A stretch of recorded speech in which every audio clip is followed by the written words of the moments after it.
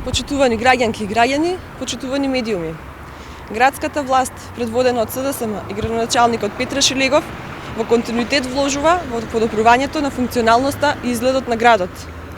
Денеска се наоѓаме на булевар Асном, каде е направено модерно булеварско решение со по 3 коловозни ленти во секој правец, тротоари и велосипедски патеки со средишно и странично зеленило од дрвореди на двете страни.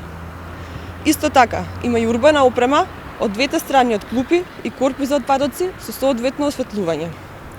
Зеленилото на булевар Асном исто така говори за внимателниот и грижлив однос кон проблемот со загадувањето.